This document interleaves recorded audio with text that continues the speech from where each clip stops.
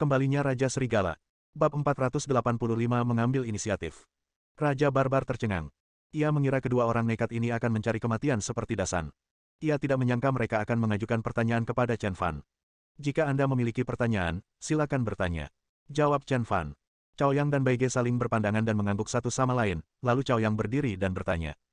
Bos, katakan yang sebenarnya, apakah Sura sudah kembali? Ketika Raja Barbar mendengar kata Sura, dia mengepalkan tinjunya. Sura adalah musuh semua orang, dan terlebih lagi musuh istana Raja Serigala mereka. Saat itu, Sura memimpin anak buahnya untuk membantai anggota Wolf King Hall. Dia menyaksikan dengan mata kepalanya sendiri rekan-rekannya jatuh dan dibunuh oleh mereka. Ketika dia menyebut nama Sura, darahnya mendidih.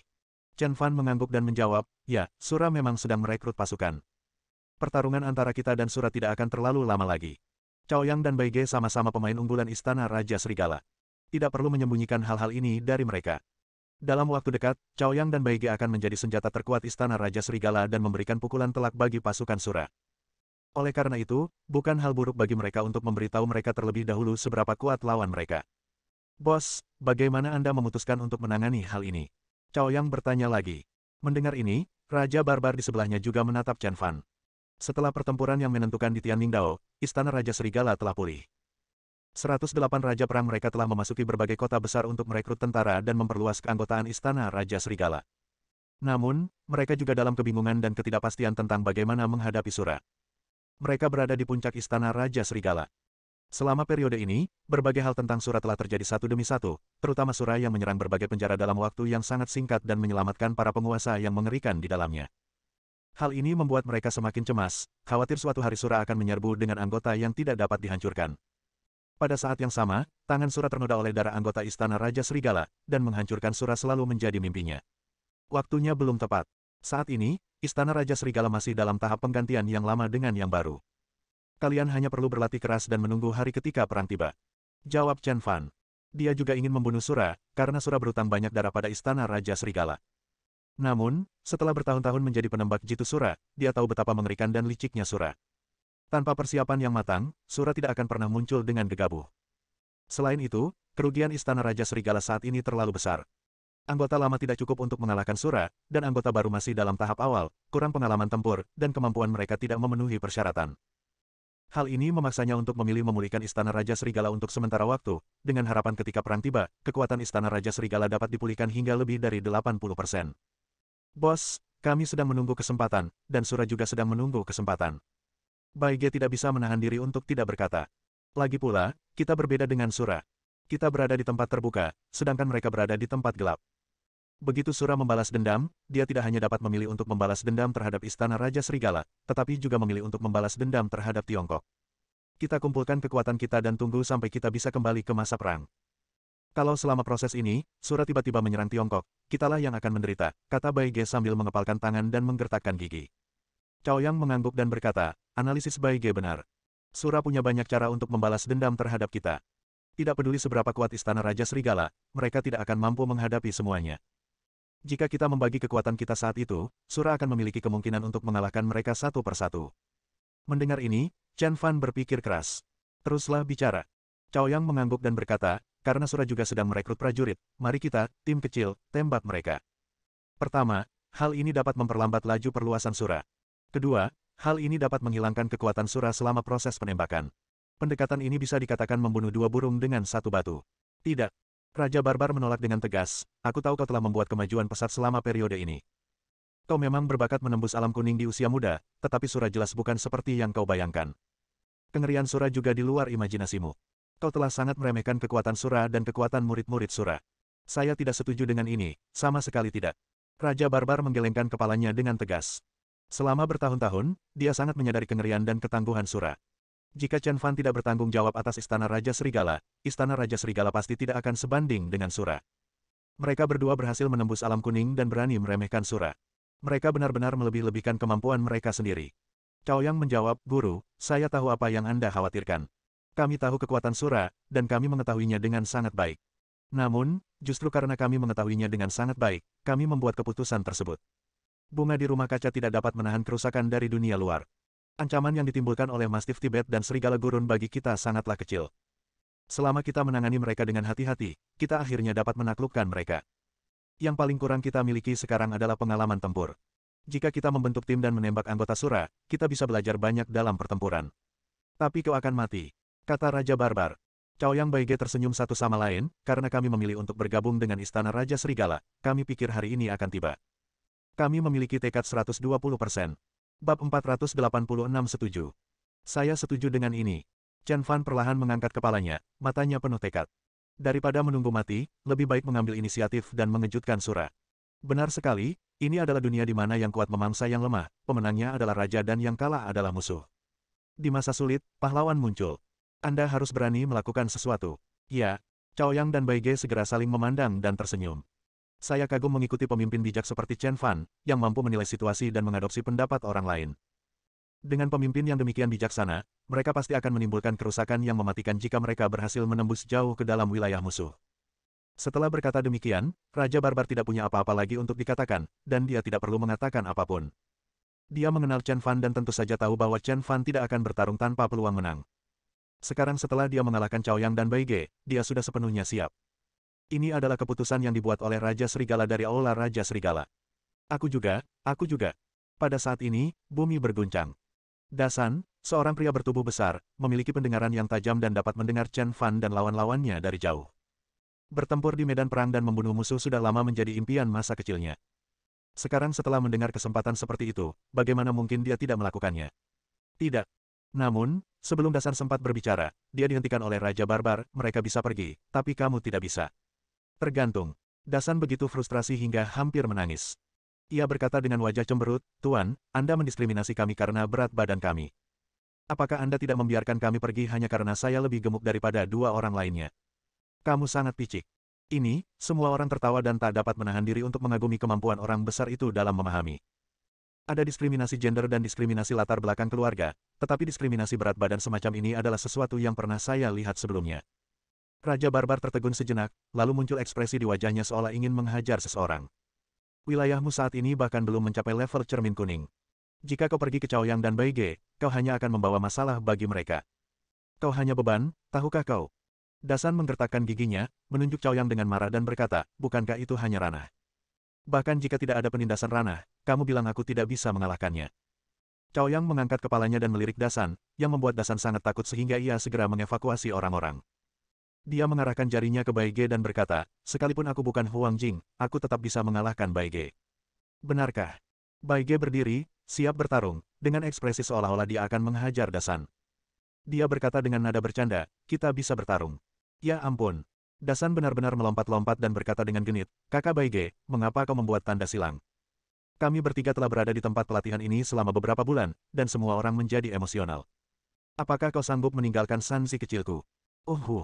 Cao Yang dan Baige mengangguk seperti anak ayam yang mematuk nasi. Wow, Dasan sangat marah hingga ia duduk di tanah dan menangis, bagaimana kamu bisa melakukan ini? Kita sudah bersama begitu lama, hubungan kita sudah seperti Liu Bei, Guan Yu, dan Zhang Fei. Kita tidak meminta untuk dilahirkan di hari yang sama, tetapi untuk mati di hari yang sama. Kau tega meninggalkanku, tetapi aku tidak tega membiarkanmu meninggalkanku. Hehe. Semua orang terhibur dengan pria besar namun lembut ini. Di balik pria tangguh ini, dia sebenarnya memiliki sisi lembut. Langka. Mereka yang berada di bawah alam kuning tidak diperbolehkan untuk berpartisipasi. Perkataan Chen Fan, bagaikan jarum ajaib, menyela pikiran Dasan. Dasan menoleh dan menatap Chen Fan. Dia merasa sangat sedih, tetapi dia tidak berani mengatakan sepatah kata pun. Bagaimanapun, kekuatan Chen Fan sudah jelas bagi semua orang. Dia bisa bertingkah seperti anak manja di depan Raja Barbar, Cao Yang, Baige dan yang lainnya, tetapi dia tidak berani melakukan itu kepada Raja Chen Fan. Ketika semua orang melihat Dasan tampak begitu sedih hingga bibirnya hampir menempel di hidungnya, mereka merasa bingung apakah harus tertawa atau menangis.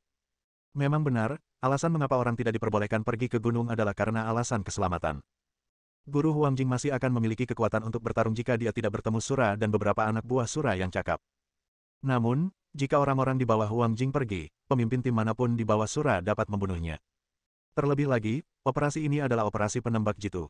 Begitu serangan dilancarkan, saya khawatir saya akan dibantu dengan panik oleh personel Shuro.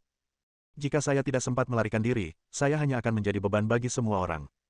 Meskipun Chen Fan menerima saran Cao Yang dan Baige, itu tidak berarti dia akan mengikuti mereka begitu saja. Dasan tampak tertutup debu dan kotoran. Chen Fan menepuk bahu Dasan dan berkata, jangan berkecil hati. Kamu masih punya kesempatan. Itu tergantung pada kemampuanmu. Dasan tiba-tiba mengangkat kepalanya, matanya berbinar, seolah-olah dia telah menemukan benua baru. Kesempatan seperti apa? Tanya Dasan.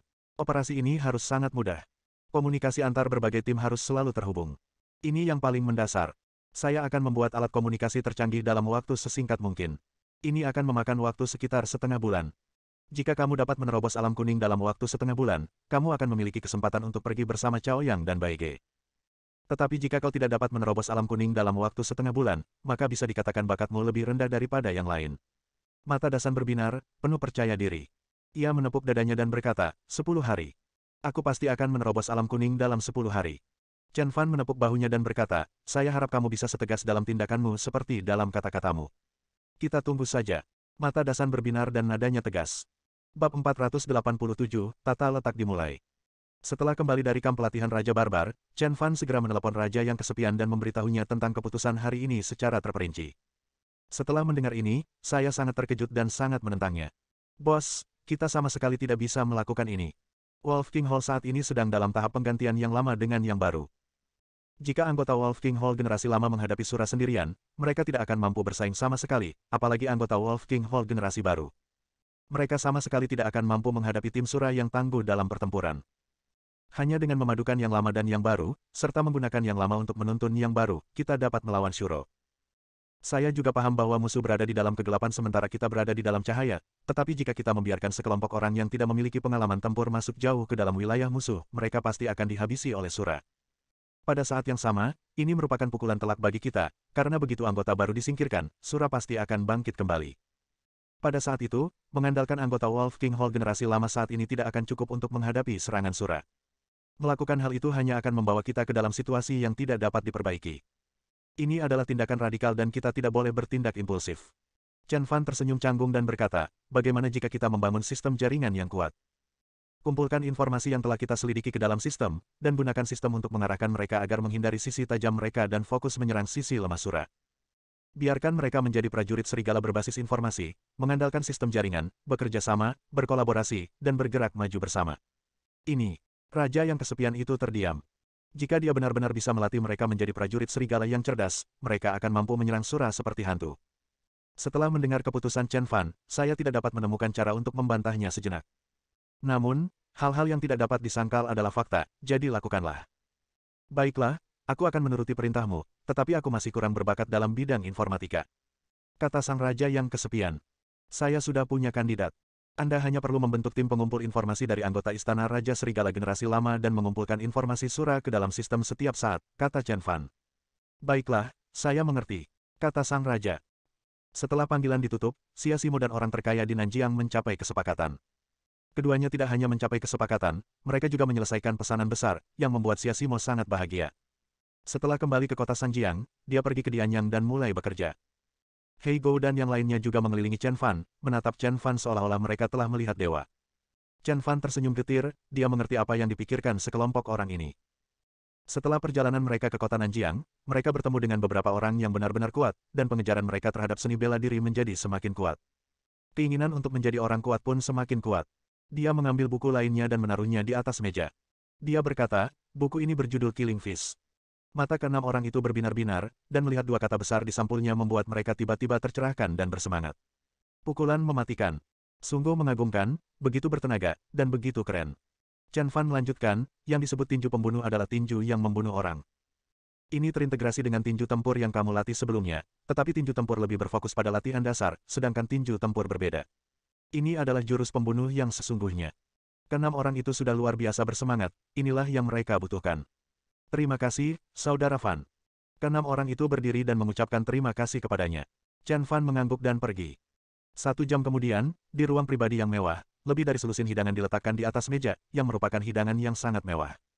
Di meja, Taipan Media Lusun sedang duduk, tetapi dia tidak menggerakkan sumpitnya. Dia sedang menunggu seseorang.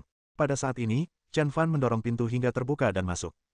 Lusun tersenyum dan berdiri untuk menyambut Chen Fan, kakak Fan. Chen Fan mengangguk dan memberi isyarat agar Lusun duduk. Setelah Lusun duduk, dia berkata, Saudara Fan, saya sangat tertarik dengan apa yang baru saja Anda ceritakan. Hebat sekali. Chen Fan sangat terkejut. Dalam perjalanan pulang, dia memberitahu Lusun tentang keputusannya untuk membentuk pasukan serigala berbasis informasi, dengan harapan Lusun dapat bertanggung jawab untuk mengembangkan sistem jaringan. Lagi pula, Lu Xun telah menangani masalah informasi jaringan, dan dia yakin Lu Xun akan mampu melakukan pekerjaan itu, jadi dia memberitahu Lu Xun tentang masalah itu. Sekarang Lu Xun setuju, dia benar-benar senang. Dengan cara ini, sistem jaringan dapat dibuat lebih awal. Merupakan suatu kehormatan bagi saya untuk mengabdi pada negara saya. Chen Fan berdiri dan memberi hormat kepada Lu Xun. Lu Xun juga mengangkat kepalanya tinggi-tinggi dan dadanya membusung serta membalas hormat militer. Keduanya duduk, dan Chen Fan berkata, bisakah kita jalan-jalan sekarang juga? Lu Xun tertawa dan berkata, saya bisa menjabat kapan saja.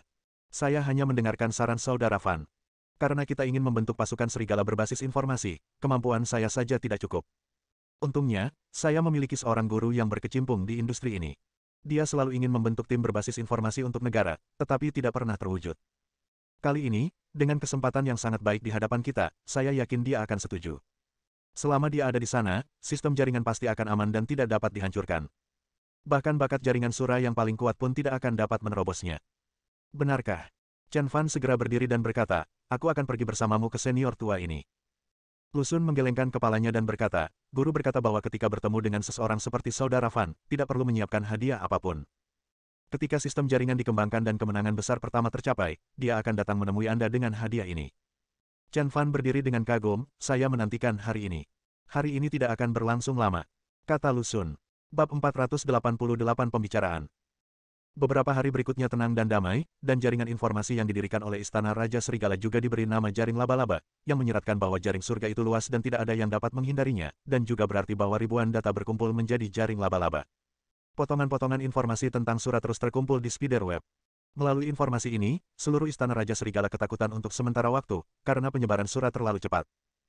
Hanya dalam beberapa bulan saja, ia berkembang di seluruh dunia, terutama di Asia Tenggara, yang hampir dapat dikatakan menjadi basis pasukan Sura. Ribuan benang saling bertautan dan terjalin. Para pemimpin tertinggi Istana Raja Serigala mengadakan pertemuan semalam, dan memutuskan untuk membentuk 108 tim pembunuh Shuro. Tim-tim tersebut diberi nomor, dan masing-masing tim akan bekerja sama satu sama lain, saling berbagi informasi, dan ketika satu tim dalam kesulitan, semua pihak akan saling membantu. Pada saat yang sama, karena tekanan kekuatan Sura, Raja yang sendirian memutuskan untuk memilih 30 orang dari 108 Raja Perang Istana Raja Serigala untuk membentuk 6 tim. Setiap tim memiliki 5 orang, yang bertanggung jawab untuk mengumpulkan dan membantu tim-tim kecil dan memberikan bantuan yang diperlukan. Dari sini, di sepanjang jaring laba-laba, lapisan kekuatan terbentuk dari atas ke bawah. Dengan penyediaan informasi dan jaringan pertempuran yang memiliki wawasan ke seluruh medan perang setiap saat, serangan diam-diam dilakukan secara diam-diam. Saya yakin Sura yang masih mengumpulkan kekuatan akan terkena pukulan keras sebelum dia bisa bereaksi. Kemudian, 5 hari berikutnya berlalu. Pada hari ini, Chen Fan tiba-tiba menerima telepon. Itu telepon dari Duan Kun. Di ujung telepon lainnya, Duan Kun tampak agak cemas. Puan Chen, malam telah tiba. Duan Kun merasa muram setelah mengatakan ini. Dia sudah menduga hari ini akan tiba, tetapi dia tidak pernah menyangka akan datang secepat ini, dan secepat ini. Di ujung telepon lainnya, Chen Fan mengangguk sedikit, beritahu saya lokasi Anda dan saya akan menemukan Anda. Duan Kun menghela napas lega setelah mendengar jawaban Chen Fan. Seseorang mengirim alamat tersebut ke Chen Fan. Chen Fan tidak tinggal sebentar, dia mengerti bahwa malam yang disebutkan Duan Kun berarti Zhou Xihua telah mulai menyerangnya. Tahukah kamu, Zhou Xihua dan Duan Kun berasal dari faksi yang sama. Ketika Zhou Xihua tiba-tiba menyerang Duan Kun, pasti ada Hua Jianglong yang mendukungnya di balik layar. Dan sekarang Duan Kun meminta bantuannya, jelas bahwa Fu Xiao di belakang Duan Kun belum siap dan belum sepenuhnya siap untuk melawan Hua Jianglong. Duan Kun memberinya bunga persik 0. Satu dengan harapan dia akan menyelamatkan hidupnya saat dia berada dalam masa tersulit. Sekarang dia telah setuju, dia harus pergi hari ini. Ini prinsipnya. Sekitar 1 jam kemudian, Chen Fan tiba di sebuah villa. Begitu dia tiba di pintu, seseorang sudah menunggu Chen Fan di sana. Puan Chen, silakan masuk. Chen Fan mengangguk pelan. Ketika dia melaju ke bagian dalam villa, dia kebetulan melihat sesosok tubuh yang juga sedang menatapnya.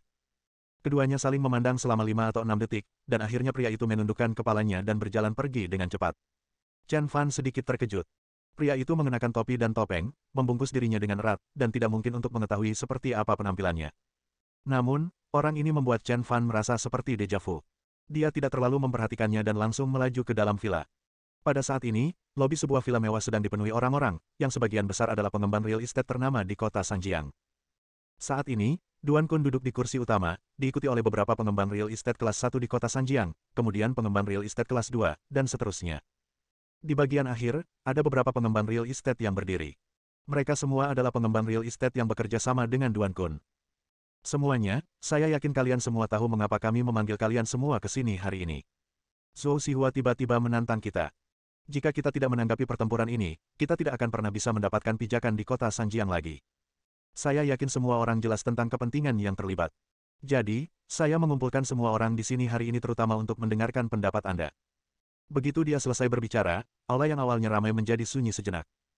Bagaimanapun, Zhou Xihua telah melakukannya dengan sangat baik selama bertahun-tahun, dan bahkan lebih kuat dari pemimpin mereka Duan Kun. Beberapa orang, meskipun mengikuti Duan Kun di permukaan, sebenarnya memiliki hubungan dekat dengan Zhou Xihua. Terlebih lagi, kami mengetahui dari berita burung, kali ini Zhou Xihua melanggar perdamaian dan tiba-tiba mengeluarkan tantangan kepada mereka karena dia mendapat dukungan Hua Jianglong di belakangnya. Siapakah kota Hua Jiang? Dia adalah salah satu kelompok orang pertama yang menjadi kaya di kota Sanjiang. Jika bukan karena perang tahun itu, dia pasti akan menjadi orang terkaya. Dia pastilah kaisar lokal kota Sanjiang. Apa? Duan Kun sedikit mengernyit. Dia telah berkecimpung di dunia bisnis selama puluhan tahun, dan dia tahu persis apa yang dipikirkan orang-orang ini. Orang-orang ini takut pada Hua Jianglong dan tidak berani menjadi musuh Zhou Xihua. Di antara mereka, seorang pengembang real estate kelas 1 berdiri dan berkata, "Saudara Duan, saya mendengar bahwa Zhou Xihua berani merusak perdamaian dan menantang kita kali ini. Dia mendapat dukungan dari kota Hua Jiang di belakangnya. Saya ingin tahu, apakah saudara Fu Xiao sudah kembali?" Hua Jianglong adalah tokoh di zamannya, dan hanya orang seperti Fu Xiao yang dapat menandinginya. Mereka tidak akan pernah berani menyamainya. Duan Kun menarik napas dalam-dalam. Seperti yang dipikirkannya, orang-orang ini sama sekali bukan sekutu sejati. Aku dapat memberitahumu dengan jelas bahwa kakak Fu Xiao belum kembali, dan aku tidak tahu di mana dia berada. Duan Kun berkata dengan tenang.